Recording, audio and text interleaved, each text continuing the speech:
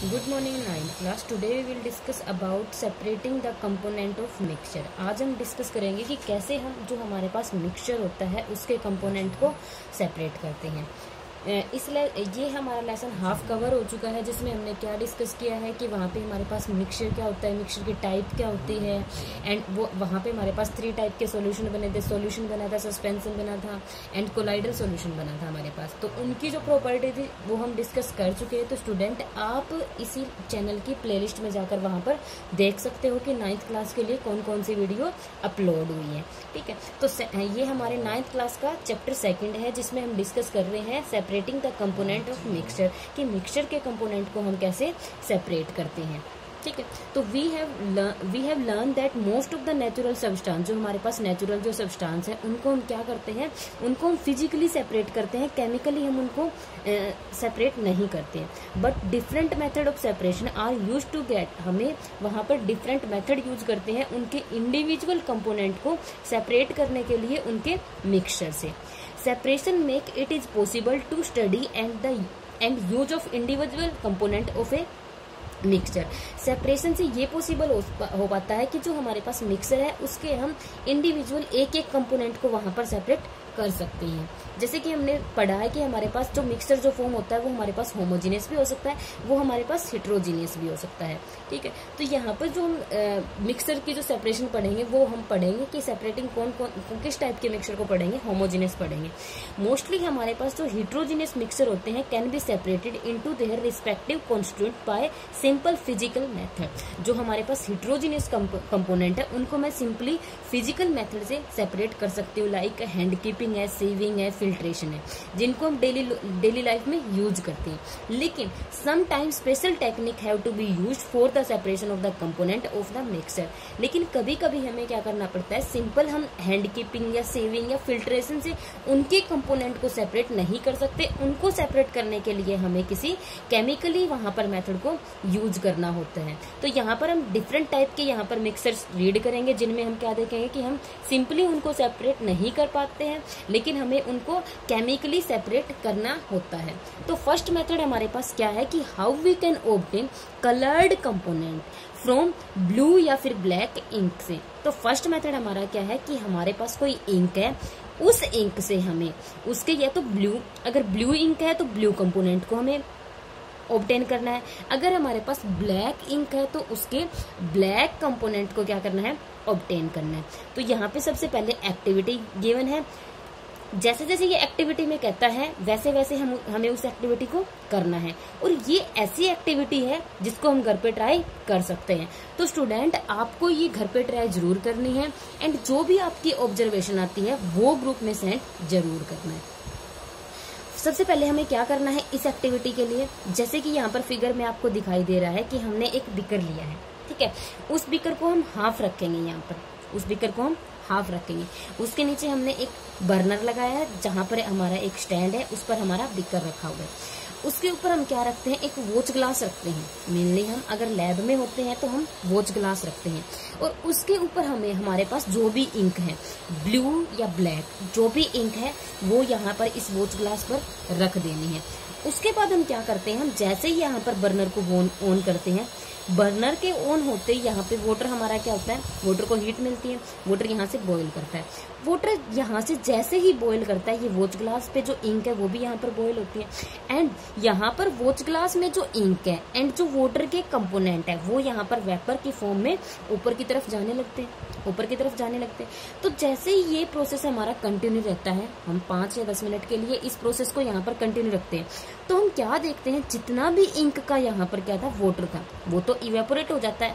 And हमें यहाँ पर क्या मिलते हैं, यहाँ पर हमने जैसी भी इंक ली है, अगर ब्लू इंक लेते हैं तो यहाँ पर हमें ब्लू कलर के पार्टिकल दिखाई देते हैं। अगर हम यहाँ पर ब्लैक कलर की इंक लेते हैं तो यहाँ पर ब्लैक कलर के पार्टिकल दिखाई देते हैं। ठीक है, तो स्टूडेंट आप इस एक्टिविटी को घर पर कैसे करते हो, गैस सभी के घर में।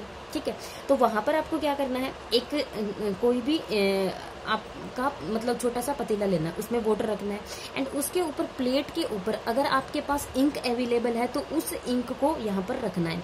अब जैसे ही आप उस वाटर को वहां पर हीट करते हो तो आप क्या देखते हो, वाटर बॉईल होता है। वाटर बॉईल होने के बाद यहाँ पर जो प्लेट पर यहाँ पर जो इंक है वो भी वहां पर गर्म होती है एंड उसका जो वाटर है वो इवेपोरेट हो जाता है एंड वहां पर आपको क्या पार्टिकल दिखाई देंगे, जिस भी टाइप की इंक आप लेते हैं उसी टाइप के वहां पर पार्टिकल आपको दिखाई देते हैं।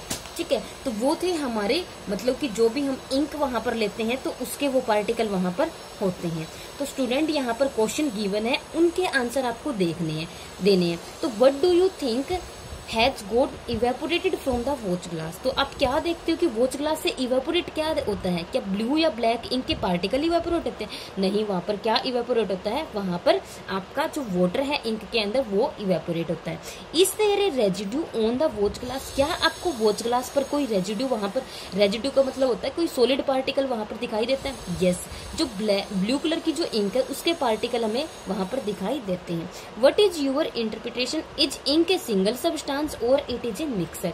तो हम यहाँ से क्या देखते हैं, अगर वो सिंगल ही सब्सटेंस होती तो वहां पर वाटर और उसके कंपोनेंट अलग नहीं होते, लेकिन वाटर वहां पर अपवर्ड चला जाता है एंड इंक के पार्टिकल नीचे रह जाते हैं। दैट मीन्स इंक हमारे पास क्या है, इंक हमारे पास एक सिंगल सब्सटेंस नहीं है, वो हमारे पास एक मिक्सचर है।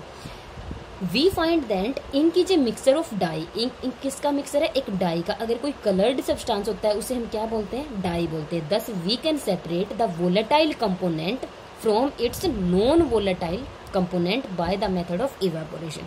तो अगर हमारे पास यहाँ पर इस टाइप से जो हमारे पास वोलेटाइल कंपोनेंट क्या होता है, सोलवेंट, जैसे कि वाटर के अंदर अगर हम सैंड को मिक्स करते हैं, जैसे कि वाटर के अंदर अगर हम सैंड को, जैसे H2 के अंदर हमने क्या मिक्स किया, सैंड मिक्स किया, तो H2 हमारे पास यहाँ पर क्या होता है, सोलवेंट होता है, क्योंकि जो मोर अमाउंट में है वो सोलवेंट होता है एंड जो लेस अमाउंट में होता है वो सोल्यूट होता है। तो हमने क्या देखा कि हमारे पास जो इंक थी, यहाँ पर हमने जो इंक ली, वाटर हमारा इवेपोरेट हो गया।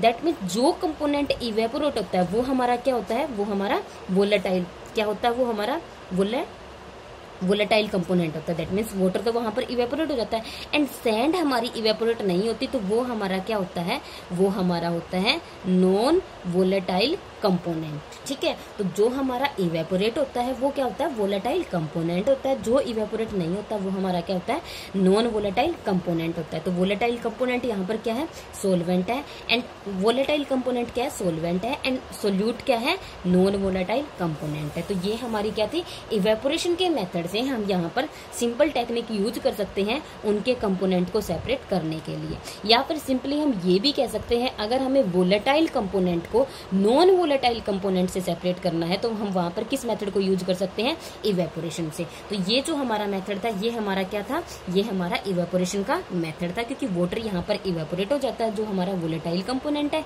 एंड इंक के पार्टिकल हमारे नीचे बॉटम में बच जाते हैं जो हमारे क्या है, नॉन वोलेटाइल कंपोनेंट है। तो आई होप स्टूडेंट आपको ये फर्स्ट मेथड हमारा समझ आया होगा एंड मैं यहाँ पर देखना चाहती हूँ मतलब कौन कौन स्टूडेंट यहाँ पर इस एक्टिविटी को घर पर ट्राई करने के बाद ग्रुप में सेंड करता है कि किसकी एक्टिविटी ये हुई है। तो नेक्स्ट हमारे पास सेकंड जो मेथड है वो हमारे पास क्या है कि how we can separate cream from milk.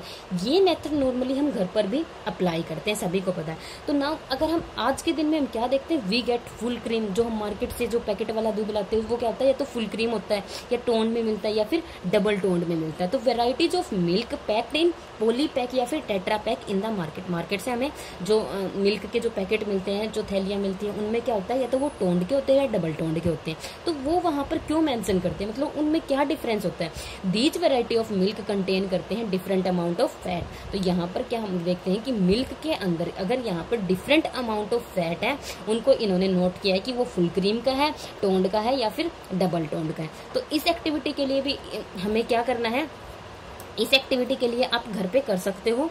ठीक है, ये एक्टिविटी। तो इसके लिए हमें क्या करना है, take some full cream milk in a test tube. हमें एक टेस्ट ट्यूब लेनी है। ठीक है, हम यहाँ पर एक मान सकते हैं कि हमें एक ग्लास लेना है। ठीक है, उसमें हमें फुल क्रीम वाला मिल्क लेना है एंड उसको हमें हिलाना है।